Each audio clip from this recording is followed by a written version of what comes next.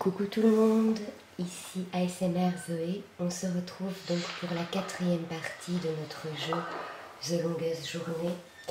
Donc j'essaye de parler avec Tobias, mais ce n'est pas facile de se faire comprendre. Salut.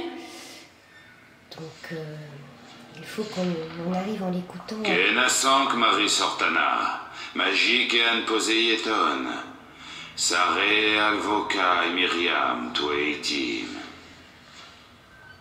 On part un drôle de langage, donc on dit qu'en Aku, écoutant. Kande, good.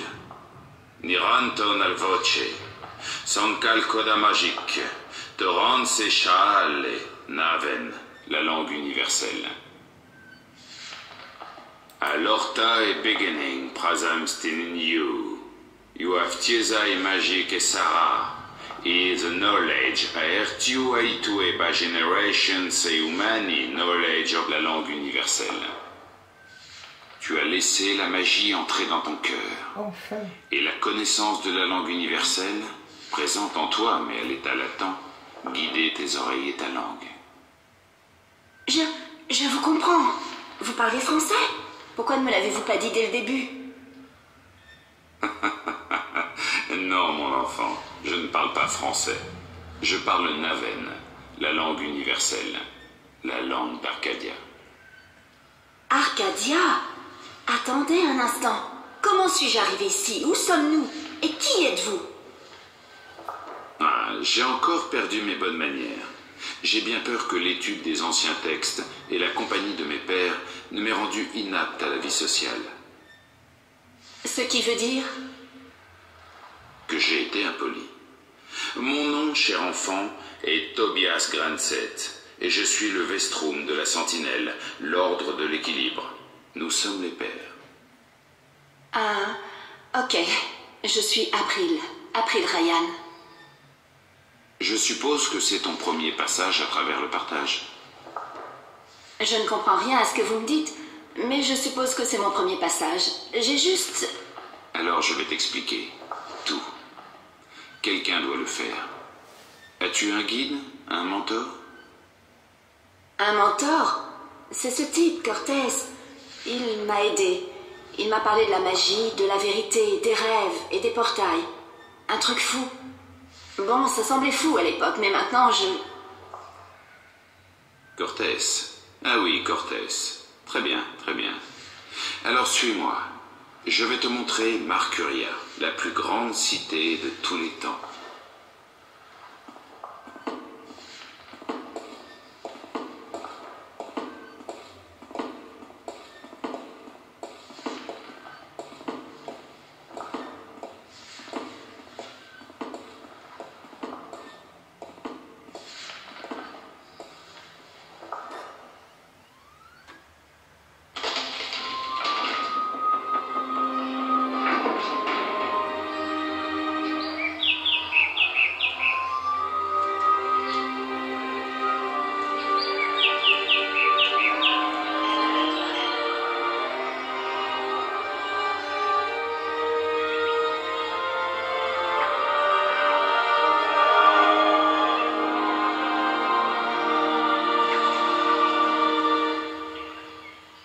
Explore Marcuria, April.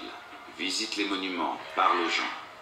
Quand tu seras prête, reviens au temple et je répondrai à toutes tes questions.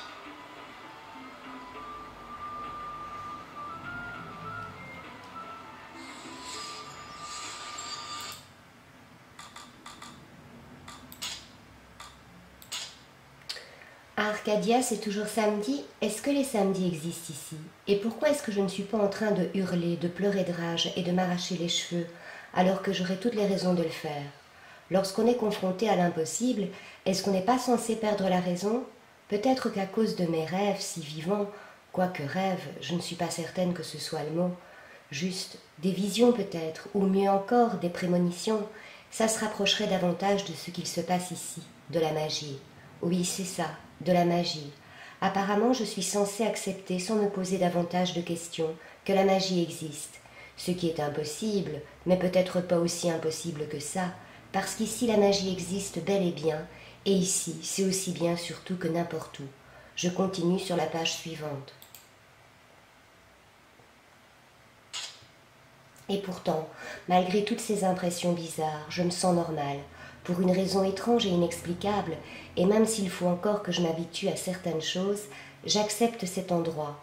Je le trouve étonnamment familier d'une certaine façon, et bien que j'ai parfois envie de rentrer chez moi, comme en ce moment, je ne panique pas du tout, juste un petit peu. Oh, et il faut que j'écrive ce nom avant de l'oublier. Brian Westhouse, c'est la dernière chose que Cortés m'a dite, de rendre visite à Brian Westhouse chaque fois que j'aurai envie de rentrer chez moi.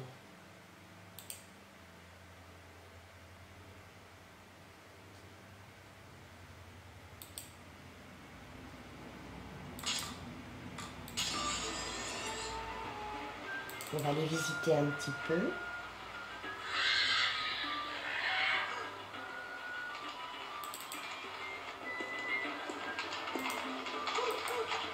Mon intuition me dit Achetez des cartes. qu'il vend des cartes. Dans un monde sans télé, ça fait office de divertissement. Et c'est vachement bien.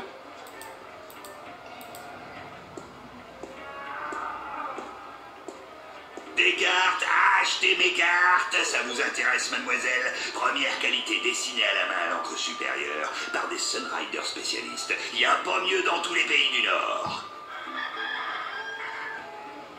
À combien vous les vendez, vos cartes? Ça dépend, mademoiselle. Tenez, j'en ai une superbe là, des montagnes frontalières. Je vous la fais à 6 arènes. L'encre de la plume du Sunrider est encore fraîche. Achetez mes cartes. Vous vendez des cartes de la ville? Ah non, mademoiselle. Pour ça, faut vous adresser au syndicat d'initiative. C'est eux qui ont le monopole des cartes de la ville. On voit que vous n'êtes pas d'ici. Par contre, j'ai des cartes des pays du Nord en veux-tu en voilà, de la ville de Tyrène jusqu'à la baie de Feu. Achetez mes cartes! Où se trouve le syndicat d'initiative? Mais ils sont fermés, c'est congé. Évidemment, c'est logique. Je peux vous poser quelques questions? Oui, achetez mes cartes! Vous connaissez Vestrom Tobias? Tout le monde connaît Vestrom Tobias. Il soutient cette ville depuis aussi loin que je m'en rappelle. Que pouvez-vous me dire sur lui? Le Vestrom, c'est un homme honorable, mais conservateur. Et je sais pas s'il est tellement concerné par les gens. Parfois, je crois qu'il se soucie un peu trop des coutumes. Mais comme la sentinelle est notre soi-disant protecteur et gardien de l'équilibre depuis si longtemps, on fait même plus attention. Mais avec les éclaireurs qu'enseignent une nouvelle façon de penser et leur nouvelle philosophie, là... Je crois bien que la sentinelle va perdre son pouvoir. C'est le conservatisme qui entraînera sa perte, si vous voulez mon avis. C'est sûr, comme 2 et 2 font 4. Et Tobias, tout honorable qu'il est, ce sera plus qu'un capitaine qui aura coulé avec son navire. Vous vous entendez bien avec votre voisin? Le Bonnetou, un petit conseil, vous y frottez pas. Il se régale à dépouiller les gens. Vous pouvez pas le battre, sauf avec la magie, mais on peut pas s'en servir pour jouer. Mais comment peut-il savoir si on se sert de magie ou non? Oh, avec un de ces fichus talismans. Ils arrêtent pas de dénicher des objets magiques à champ d'agriel et ils les revendent à des crétins comme lui pour une pièce d'argent ou deux. Trouve un vrai travail, fils d'homme taupe. Que savez-vous sur Stark? Ah, un monde miraculeux avec de drôles de coutumes et de ses machines. Ah, pour vivre à Stark. Je donnerai ma jambe droite, tiens. Enfin, peut-être pas ma jambe droite. Faut quand même avoir 2 jambes solides pour tenir dans ce métier. Sinon... Bon, enfin, splendide pour sûr. Là-bas, pas de cette tannée magie chaotique imprévisible qui est bonne pour personne, non. Des machines construites par des hommes, contrôlées par des hommes, au service des hommes. Ça, c'est l'avenir, hein? Les éclaireurs, ils ont peut-être des méthodes et des enseignements pas très orthodoxes, mais au moins, ils ont raison sur une chose. Stark et Arcadia, ça fait qu'un. À quoi ressemble Arcadia? Vous êtes marrante, vous. Comment voulez-vous que je décrive un monde? C'est très beau pour sûr, mais on vit dans le passé. On regarde pas vers l'avant, pas comme nos cousins Stark. La magie, c'est bien beau, mais c'est pas ça qui va nous faire avancer dans la modernité. Et puis, Arcadia, c'est indomptable, c'est sauvage, imprévisible. C'est parfait pour ce qui est du commerce des cartes. Mais alors, pour la productivité et l'expansion... Bien sûr, on peut penser que notre monde est un paradis. Tenez, les sentinelles, ils préfèrent que ça reste comme c'est. Mais moi, j'aimerais bien que ça change, et vite. Merci de votre aide. Achetez mes cartes.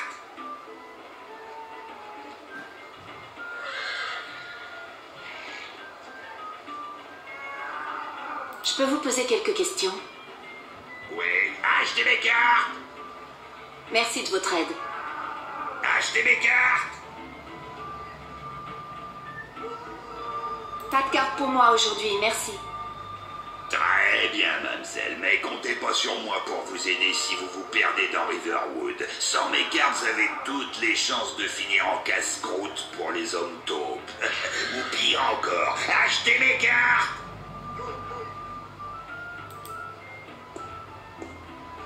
Oh, le pauvre oiseau. Dites, vous n'avez pas l'air très poli non plus, jeune fille. Mais je ne savais pas que tu pouvais parler. On n'aurait pas dit que vous saviez parler non plus. Ce marchand a vraiment l'air louche. Je me demande ce qu'il vend.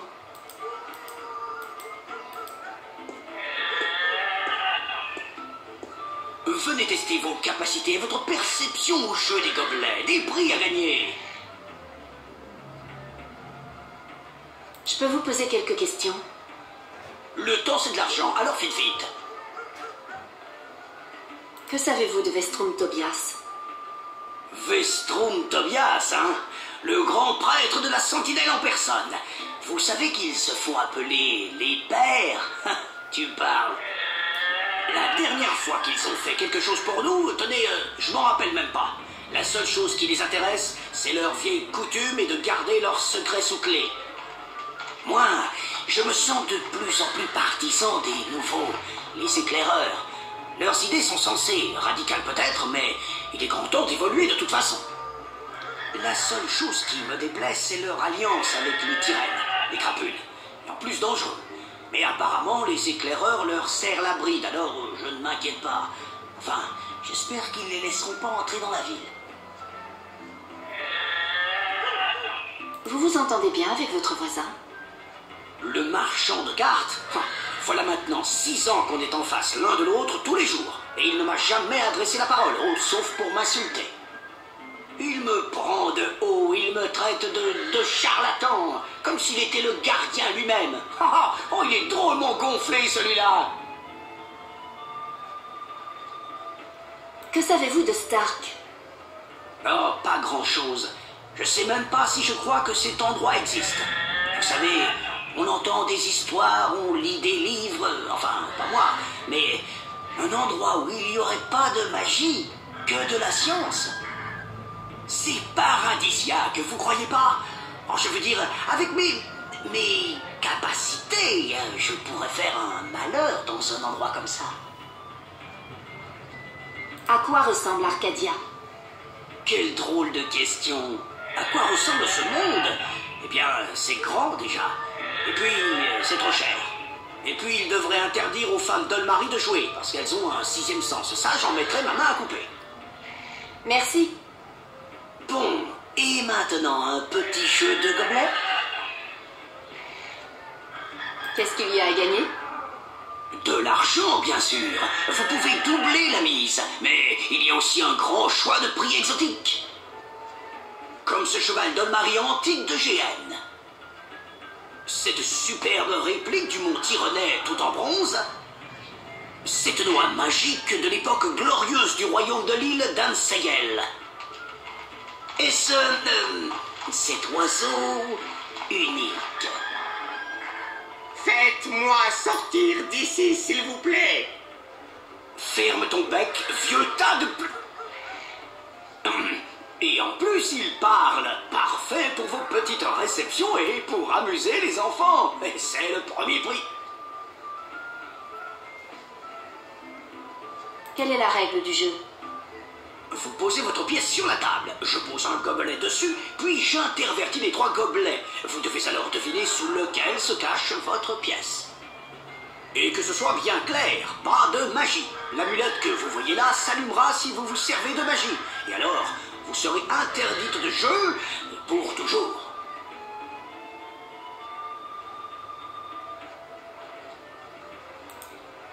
Désolée, mais je suis fauchée. Prions l'équilibre d'alourdir vos poches de quelques pièces pour que vous reveniez perdre... investir dans le jeu des gobelets. C'est le type qui joue au bonneto. Je me demande si ça doit être quelqu'un en particulier ou un simple kidam.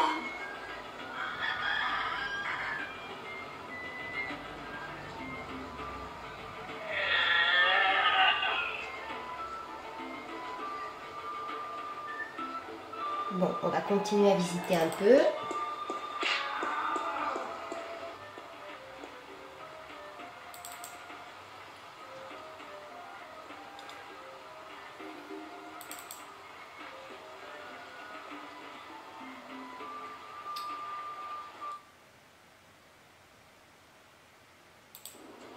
Nous allons vers les portes de la ville.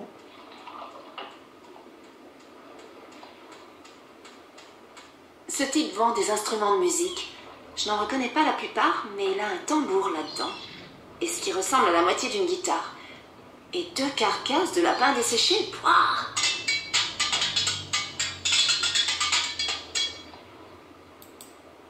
Je ne recherche pas un instrument en ce moment. Mais c'est bon de savoir où en trouver un en cas d'urgence musicale.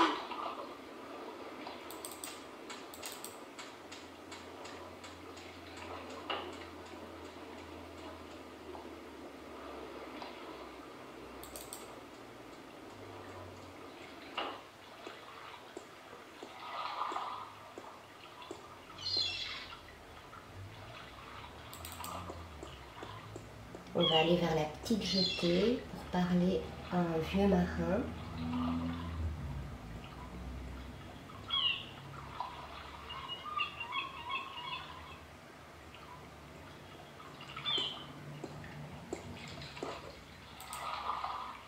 Le vieil homme et l'océan? On dirait que la vie au grand large laisse des traces. Tu peux peut-être attendre d'être hors de portée de voix avant de déblatérer dans mon dos.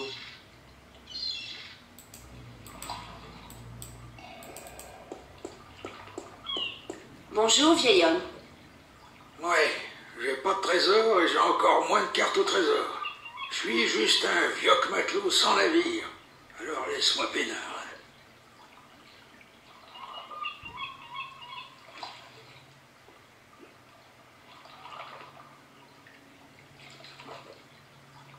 Que faites-vous? Je répare mes filets pour sûr. Qu'est-ce que tu crois que je fais? C'est que je suis pas très calée question marine. Mar quoi? Ah, tu veux dire la vie de la mer? Ah, l'odeur de l'eau de mer salée, les caresses des vagues sur la coque de ton bateau, les embruns froids sur ton visage, des gisquettes potelées dans tous les ports.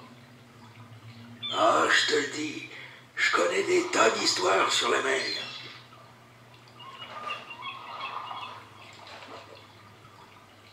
Qu'est-ce qu'il y a dans votre coffre? Quel coffre? La malle sur laquelle vous êtes assis. C'est pas une malle, miss. C'est mon tabouret. Mon tabouret. Sculpté, comme qui dirait, une malle. Mais il y a quoi dedans? Aucun trésor de valeur, pour sûr. Rien, rien du tout. C'est vide.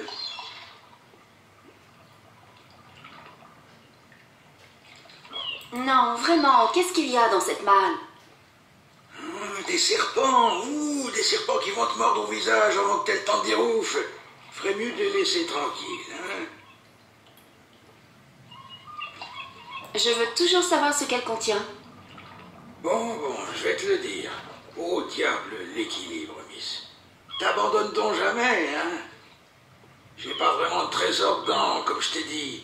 C'est là que je mets mes affaires personnelles. Et les souvenirs, mes voyages. Et mon oiseau, c'est là que je mettais mon oiseau avant de le perdre. Oh, je suis qu'un idiot, un vieil idiot. C'était mon meilleur ami. Oh, j'ai personne d'autre à qui causer, tu vois. Parce que c'est un oiseau qui parle. Qu'est-ce qui est arrivé à votre oiseau? Je me le suis fait chipper par ce manipulateur de gobelets sur la place du marché. J'ai dû lui proposer de jouer mon oiseau pour essayer de récupérer l'argent que j'avais perdu. Et qu'est-ce qui s'est passé? Il m'a pris mon oiseau quand j'ai choisi le mauvais gobelet. Aïe, mon compagnon perdu. Au diable l'équilibre. Je suis tout seul maintenant. Le pire, c'est que maintenant c'est un prix à gagner. Un prix au jeu des gobelets. Tu bats le bonneteau 3 fois et tu gagnes le prix de ton choix. Mon pauvre oiseau. Comment il s'appelle, votre oiseau? Oiseau. Oh. Vous voulez partager avec moi vos contes maritimes? Quoi? Ah, les contes de la mer. Pour sûr, Miss, je serais ravi. Quel conte tu veux entendre, hein? N'importe quel récit de vos aventures, dites-moi. J'aurais plein d'histoires à te raconter. Celle sur mes aventures dans l'Empire de Baksheva, si ça t'intéresse. Une grande et belle histoire romanesque. Comme tu les aimes, tu peux en être sûr.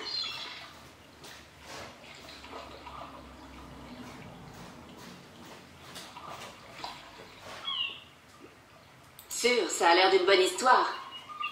Ouais. Il y a environ 50 ans, je naviguais sur une grosse barcasse qui s'appelait la pute à 3 jambes. La quoi? Qu'est-ce que je raconte? Elle s'appelait le cheval économe, c'est ça. Ouais, c'était son nom. Le sifflet enchanteur. Tu te rappelles pas le nom du navire, hein? Ouais. Bref, j'étais un jeune mousse à l'époque, et nous avions jeté l'ancre à Monterba, le grand port à l'ouest de l'empire de Baksheva, qui fut jadis glorieux. J'avais quartier libre jusqu'au lendemain soir, et je fus le premier à visiter ce port exotique et dangereux. Je sortis donc pour jeter un œil aux alentours.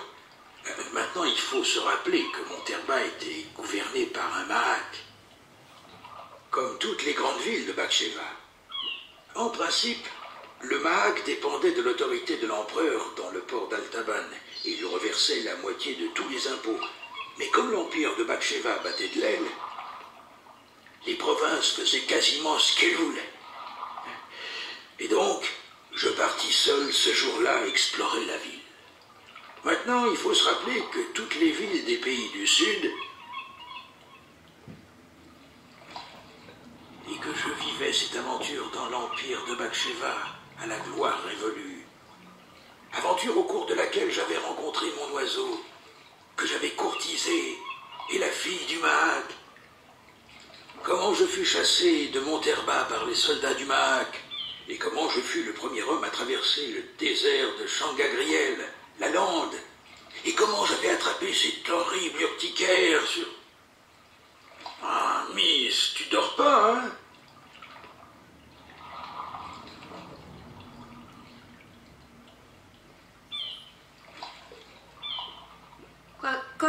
Quoi, dormir? Non, je me concentre dur, très dur. Ah... Belle histoire, pourtant, il y a de la matière. Vous avez jamais pensé à faire un livre? Ouais, mais les agents de Mercuria sont des vampires sanguinaires qui pensent qu'à te sucer le sang jusqu'à la dernière goutte. Ah, donc ils se régalent au passage sur la commission? Non, ce sont des vampires sanguinaires qui cherchent à planter leurs canines acérées dans votre cou dès que vous avez le dos tourné.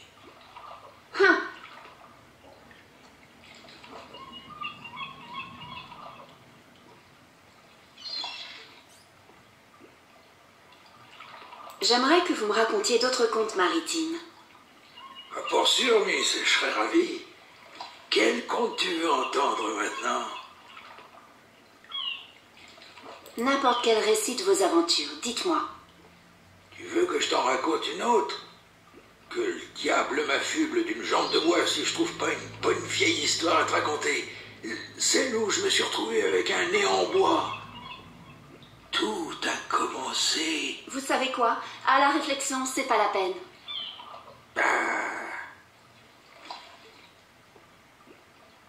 Faut que j'y aille maintenant.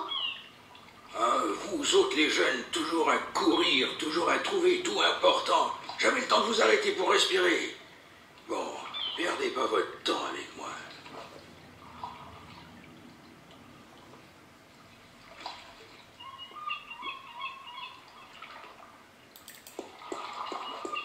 On va voir un petit peu plus loin.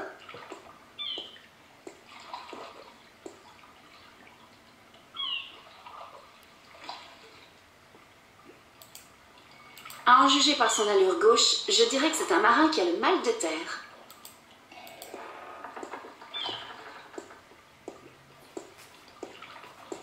Ohé, du bateau! Pardon? C'est pas comme ça que vous dites bonjour entre marins? Non. Qu'est-ce que vous dites alors? Généralement, salut. Et s'il fait beau, belle journée. Et si on a l'esprit vraiment aventurier, on peut aller jusqu'à « Alors, comment ça va aujourd'hui ?» Mais jamais, jamais, ohé. C'est une information précieuse. Ouais, Moussaillon, tu l'as dit. Pourquoi vous n'êtes pas en mer? Tu vois la voile sur ce bateau de pêche là-bas? Oui. Est-ce qu'elle faseille? Quoi? Est-ce qu'elle faseille? Est-ce qu'elle bat dans le vent? Non. Et pourquoi ça? Parce qu'il n'y a pas de vent. Exactement. Vous pouvez pas utiliser des rames ou autre chose? Oh, excellente idée! Pourquoi n'y avons-nous pas pensé plus tôt? Bien sûr, des rames! Par le bras gauche d'Estropié de Jal, c'est ça. Pourquoi sommes-nous restés amarrés au ponton pendant un mois, pendant que notre marchandise perdait de sa valeur, alors qu'on aurait pu aller à GN à la rame? Vous êtes sarcastique? Sarcastique, moi? Par Jal, qu'est-ce qui te fait croire ça? Depuis quand le vent est-il tombé? Un mois environ, depuis que ce maudit alchimiste a jeté un sort au vent. Que Mojal soit maudit si j'en connais la cause, mais c'est une terrible catastrophe. J'ai envoyé vers le nord quelques hommes parmi mes fidèles pour aller traiter avec lui. Mais personne n'est jamais revenu. Maintenant, le Haut Conseil des Raids parle d'envoyer une section armée entière pour lui régler son sort, mais j'ai bien peur que ça n'ait pour effet que de le mettre en colère. Qui est cet alchimiste qui a jeté un sort au vent? Je crois que son nom est Clax. Roper Clax. Il vit dans un rocher maudit quelque part vers le Grand Nord, au-delà de Riverwood. Merci pour le brin de Cosette. Ouais.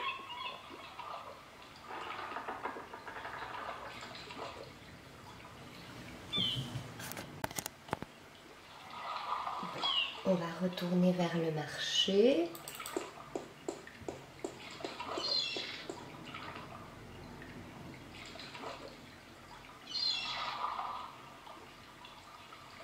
Ça c'est vers le gros navire, ce n'est pas par là. Par où je dois aller. Vers la jetée, je suppose, voilà.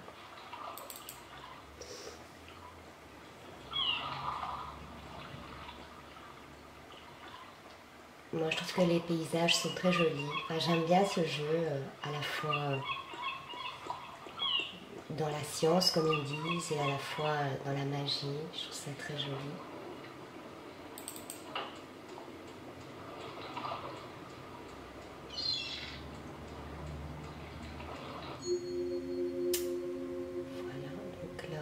De la ville, là on a le dragon blanc, c'est le bateau qu'on vient de visiter. On retourne donc sur la place du marché. On va retourner voir donc notre le prêtre Vestrum Tobias. Donc Vestrum Tobias.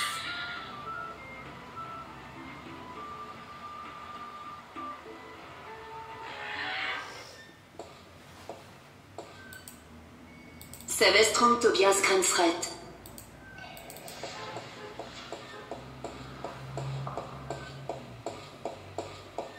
Excusez-moi, Vestrum Tobias? Tobias. Appelle-moi simplement Tobias, s'il te plaît. Je ne veux pas de manière avec un hôte aussi distingué que toi. As-tu apprécié le paysage? Je ne sais pas. Je suis dépassée. Me promener ici, voir de mes propres yeux des choses qui ne peuvent pas exister. Je n'arrêtais pas de penser que ce n'était qu'un rêve. Je me réveillerais bientôt et tout redeviendrait normal. Mais je me suis alors rendu compte que j'étais toujours là. Je peux le toucher, le sentir. Vous savez, ça n'a pas de sens. Rien n'a de sens ici. La magie, des créatures extraterrestres, des mondes parallèles, je n'y crois pas. Je ne crois pas aux contes de fées. Dans ton monde, à Stark, il n'y a pas de place pour la magie. C'est depuis toujours la malédiction de la science, la tyrannie de la logique et de l'ordre. Il ne laisse pas de place à l'imagination. Si quelque chose n'entre pas dans le cadre étroit des lois auxquelles ton monde adhère, c'est juste un conte de fées. Mais la magie a aussi ses mauvais côtés. Elle est imprévisible. Elle favorise le chaos. Elle met l'équilibre en péril, plus que la science ne pourrait le faire. Je n'arrête pas d'entendre parler de l'équilibre et de Stark, d'Arcadia, et... Ça te semblera sûrement étrange, mais je ne comprends rien. J'ignore tout de cet endroit, de ce que je fais ici ou de... Tout ce que je sais, c'est que quelque chose d'étrange se passe ici. Dans mon monde, je suppose. J'ai fait des rêves qui semblaient si réels, et des choses ont commencé à se produire dans la vie réelle. Des choses qui ne devaient pas, qui ne pouvaient pas arriver. Et Je vais commencer par le tout début. Je pense que c'est la raison pour laquelle on t'a envoyé ici. Pour apprendre, comprendre, voir par toi-même. Comme tu l'as dit, tu n'arrives pas à croire à cet endroit. Eh bien, tu y arriveras. Lorsque tu connaîtras la vérité, tu y arriveras. Viens avec moi, et je te raconterai l'histoire de la Terre comme tu ne l'as jamais lue dans les livres. Une fois tes yeux et tes oreilles ouverts à la vérité, peut-être ton esprit suivra-t-il. Nous ne pouvons que l'espérer. Viens.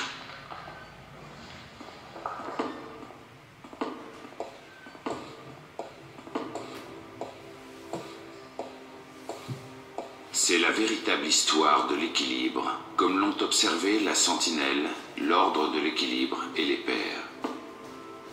Le Minstrum de la Sentinelle a consigné cette histoire dans les pages des Écritures et sur les murs de ce temple il y a des milliers d'années, afin que les générations futures puissent découvrir et comprendre leur passé et leur avenir.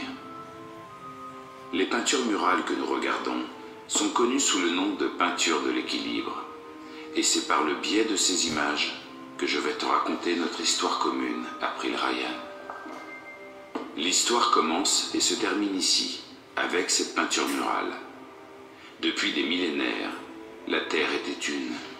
La magie et la science coexistaient dans la nature et dans l'esprit des hommes. L'équilibre et l'harmonie régnaient. Vous disiez qu'il n'existait alors qu'un seul monde? Un seul monde, une seule Terre. La magie et la science s'équilibraient au sein de chaque créature vivante. Nous avions le pouvoir de faire danser les étoiles et de créer la vie. Mais alors, l'humanité a commencé à exploiter ce pouvoir divin et à s'en servir à des fins égoïstes. L'équilibre du cosmos était en péril.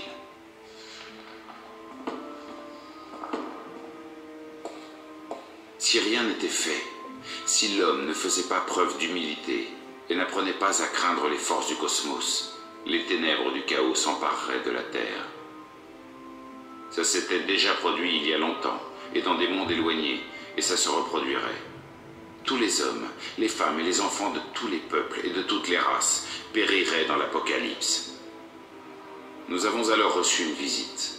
Les Drykin, qui vivaient parmi nous depuis des temps immémoriaux, sont venus nous offrir leur aide et leur soutien pour préserver l'équilibre dans notre monde.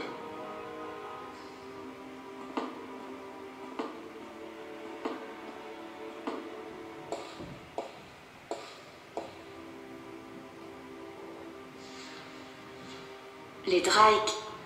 Je crois que j'ai déjà entendu ce nom. Drykin, Draken, Dragon, Quel que soit leur nom, ils demeurent les serviteurs et les gardiens éternels de l'équilibre. 4 d'entre eux habitaient la Terre. L'un d'eux fonda l'ordre de l'équilibre, la Sentinelle. Les premiers Minstrooms ont appris que la magie et la science devaient être séparées avant que l'équilibre ne se brise et n'entraîne un chaos indescriptible. La Terre devait être divisée en 2 parties égales. Arcadia et Stark, la magie et la science, le chaos et l'ordre. La première sentinelle se composait de 13 personnes, 6 scientifiques, 6 magiciens et une personne qui assurait la liaison, le Drykin, notre mentor, notre gardien, notre guide inspiré. La magie et la science étaient nécessaires pour accomplir la tâche la plus difficile, séparer un monde en 2, créer 2 mondes à partir d'un seul. Mais l'utilisation de ce type de pouvoir n'était-elle pas dangereuse pour l'équilibre? Si, et c'est pourquoi ils construisirent une tour pour canaliser leur pouvoir et les cibler sur le partage qu'ils allaient créer. Les Drykin avaient apporté un disque forgé dans le feu de leur monde. Placé à la base de la tour et à l'épicentre du partage, le disque et la tour ne feraient plus qu'un et formeraient un passage pour le flux de magie et de science. À l'heure dite, les 13 arrivèrent à la tour, accompagnés d'une femme dont le destin était scellé à sa naissance. Elle deviendrait le premier gardien, le protecteur humain de l'équilibre qui resterait dans la tour pendant 1 millier d'années pour surveiller les 2 mondes et veiller à ce que les flux de magie et de science soient toujours égaux. Et ainsi débuta le rituel.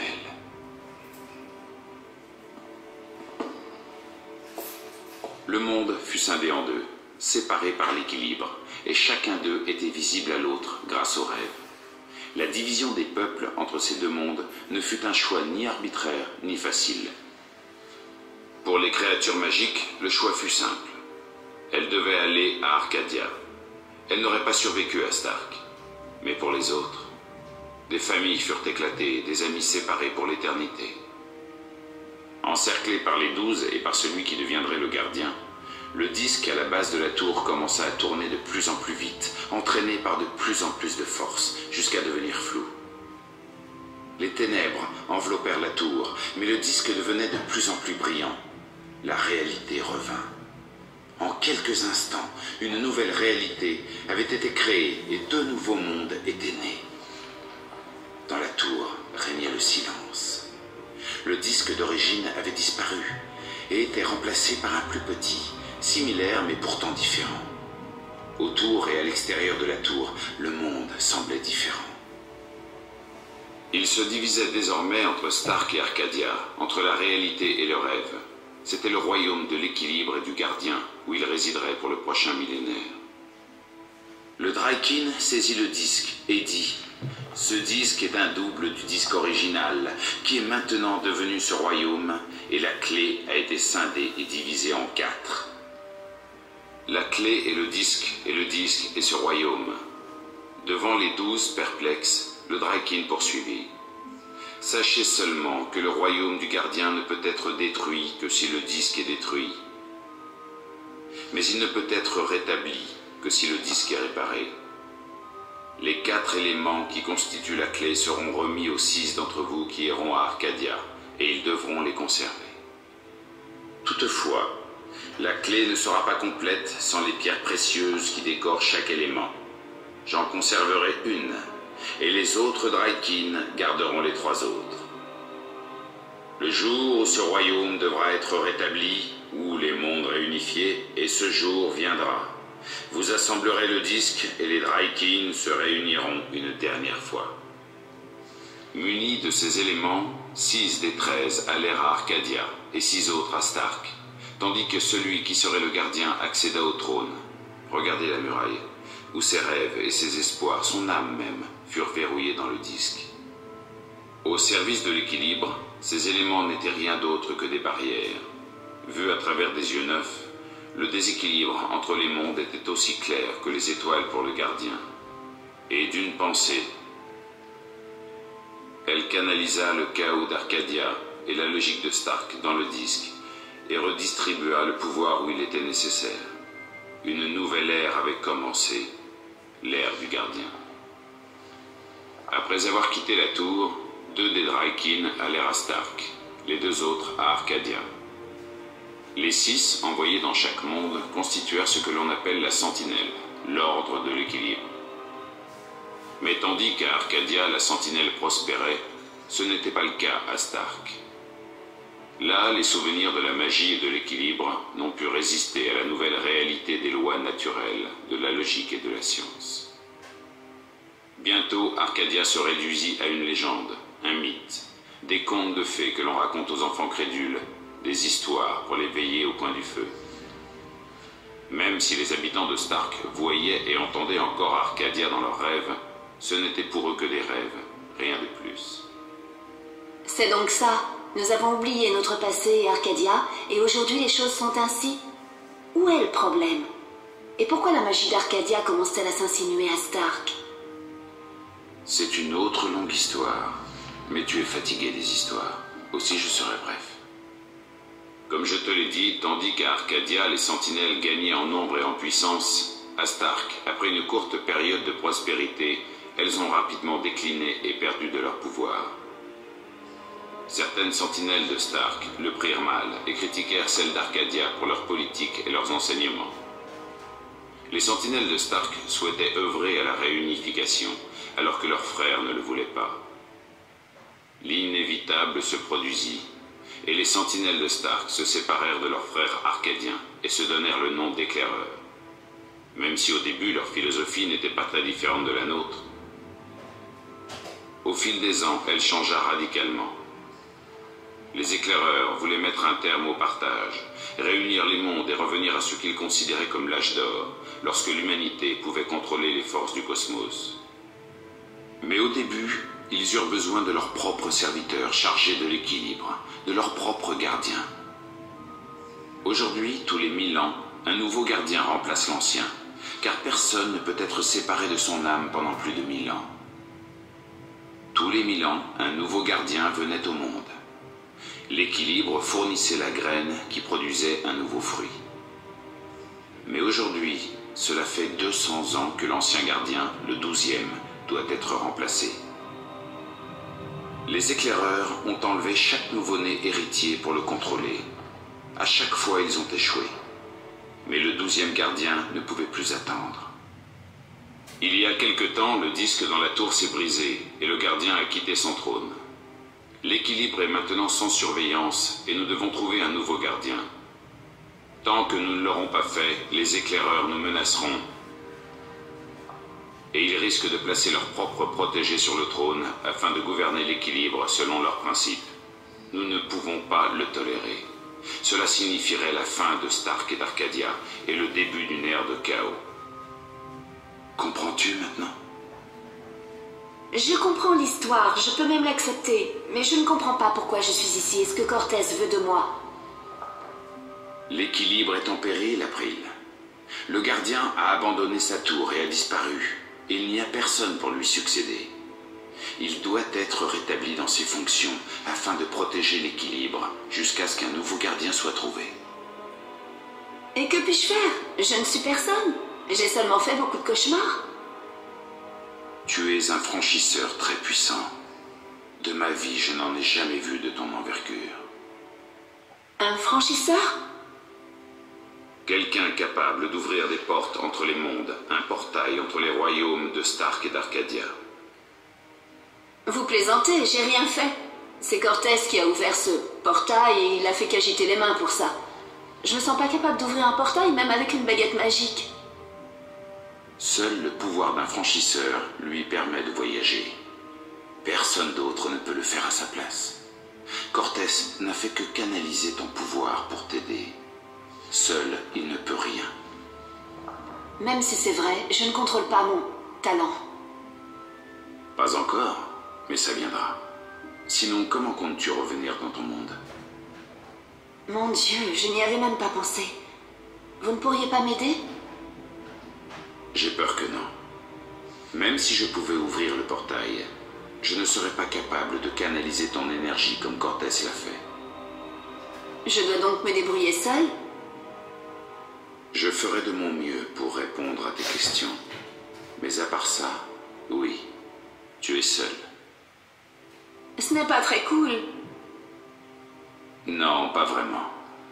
Si ça ne t'embête pas, je vais maintenant retourner à mes études. Merci d'avoir écouté un vieil homme et ses longues histoires. Non, merci à vous. Je commence à y voir un peu plus clair. C'est une bonne chose. Reviens me voir si tu as d'autres questions.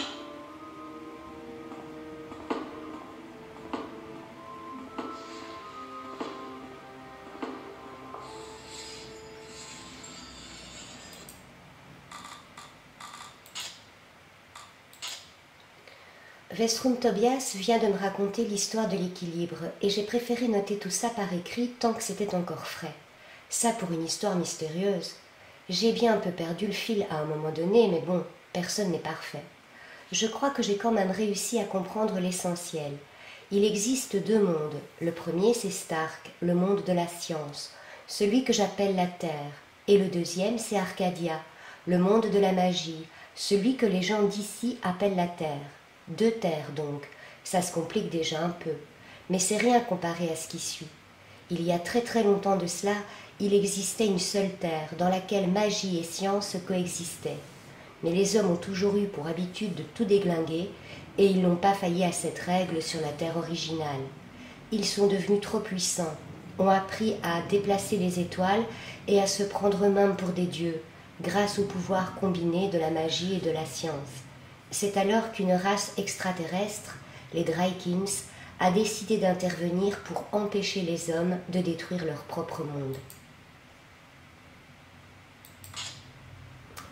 L'un de ces fameux Draikins a fondé le mouvement religieux de la Sentinelle, les Pères, comme ils s'appellent entre eux, qui se sont autoproclamés gardiens de l'équilibre entre la magie et la science. La Sentinelle a joué un rôle décisif sans la division de la Terre en deux dimensions, Stark et Arcadia, la science et la magie. Ils ont également chargé une femme de contrôler et canaliser l'équilibre entre les deux mondes, une gardienne de l'équilibre qui vit dans une tour, dans une sorte de semi-royaume et qui est remplacée tous les 1000 ans par une nouvelle gardienne. La vie a continué comme ça pendant des centaines d'années, jusqu'à ce que la sentinelle soit déchirée par des querelles internes et que les prêtres starkiens de la sentinelle décident de faire session avec leurs frères d'Arcadia pour fonder un nouveau mouvement religieux qu'ils ont appelé les éclaireurs. Les éclaireurs souhaitaient la réunification des deux mondes et ils pensent que la seule façon d'y arriver est d'ôter tout pouvoir au gardien ou à la gardienne. C'est à ce quoi ils s'emploient depuis quelques centaines d'années.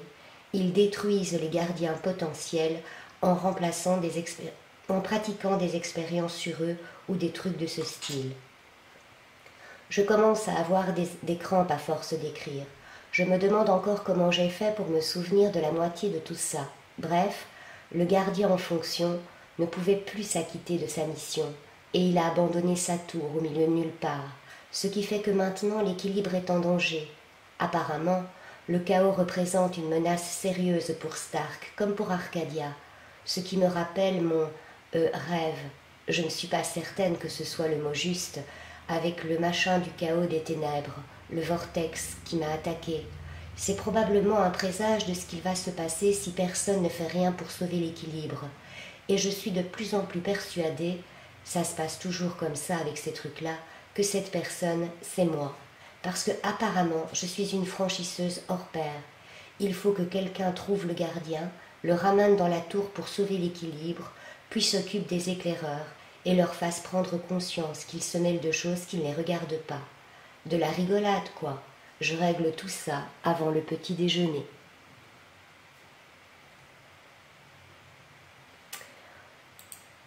Voilà.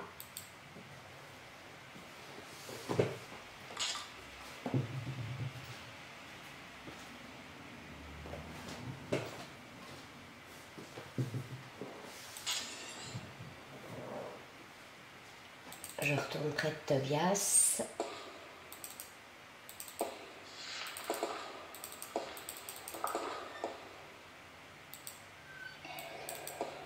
Excusez-moi.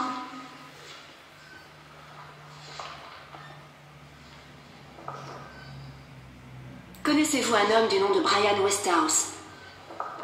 Westhouse? Ce vieux bouc? Oui, malheureusement. Que lui veux-tu? Je dois le trouver. J'ignore où il vit. Quelque part aux abords de la ville, près de la mer. Mais je n'en sais pas plus. Qui pourrait me renseigner sur lui? Sur lui? Je ne comprends pas ce que tu lui veux. Il est vulgaire, inculte et ignorant. Cortés m'a dit d'aller le voir. Eh bien, je ne connais pas l'endroit où il vit, ni les lieux qu'il fréquente. Mais peut-être quelqu'un au marché pourrait-il t'aider. Il y vend des marchandises et je crois qu'il collectionne les cartes des pays du Nord. Que savez-vous de Cortés? Ton mentor? Qu'a-t-il dit de lui? Peu de choses. Rien en fait. C'est une énigme totale pour moi. Pour apprendre quelque chose sur quelqu'un, le mieux est de l'interroger. Je ne peux rien faire pour t'éclairer. Mais qui est-il? Il est qui il est, ce qu'il est. S'il ne te l'a pas dit lui-même, c'est peut-être qu'il ne veut pas que tu saches. Je n'ai pas à dévoiler ses secrets. Vous êtes aussi mauvais que lui. Je ne voulais pas vous froisser, mais c'est juste frustrant. Je comprends. La prochaine fois que tu le verras, dis-lui ce que tu m'as dit. Peut-être te dira-t-il la vérité. Peut-être pas. C'est lui qui décidera. Accepteriez-vous de répondre à quelques questions sur Arcadia? Je ferai de mon mieux pour y répondre, April. Quelle est l'histoire d'Arcadia? Il y a tant à dire, je ne sais pas par où commencer. En fait, il serait plus sage d'interroger quelqu'un d'autre. Sauf si tu souhaites t'informer sur les pairs, l'équilibre ou les sauts de bouillasse. Les sauts de bouillasse?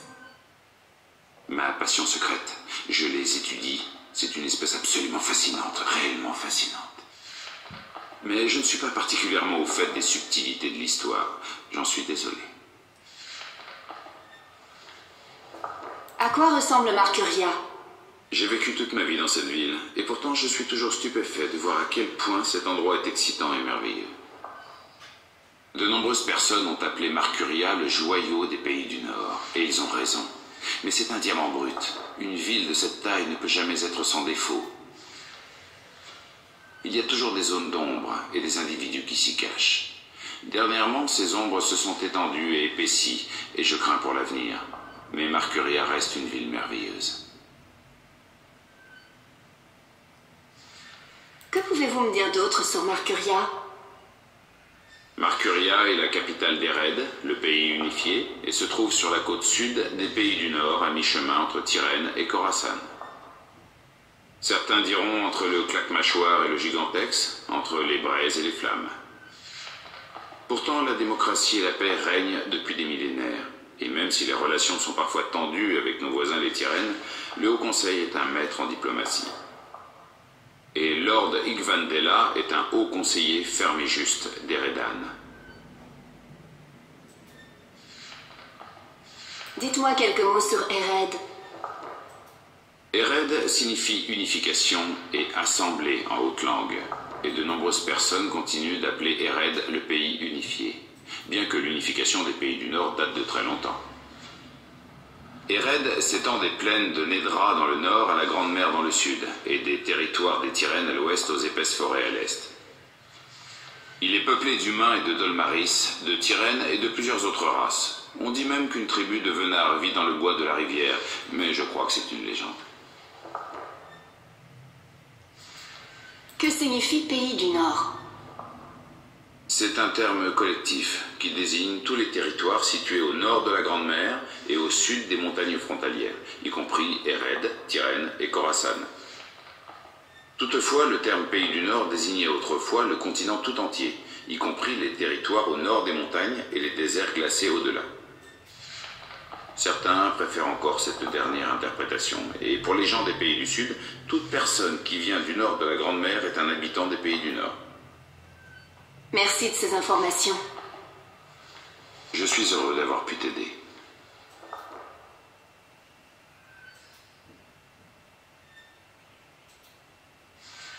Comment puis-je retourner à Stark? La seule manière est d'emprunter un passage. Tu es un franchisseur, April, et tu détiens le pouvoir de voyager entre les mondes. J'ai peut-être ce pouvoir, mais il ne semble pas prêt de se manifester. J'aimerais t'aider, mais je ne le peux pas. Tu dois trouver toi-même le chemin. Qui pourrait me renseigner? Le marchand de cartes au marché, peut-être. Toutefois, je dois te dire une chose. Rares sont ceux qui connaissent Westhouse par son vrai nom. Dans la ville, il est connu sous le nom de Deux Roues, à cause de son véhicule étrange à deux roues. Un engin horrible et dangereux. Un vélo? Peut-être. Il a un aspect grotesque, comme Westhouse lui-même.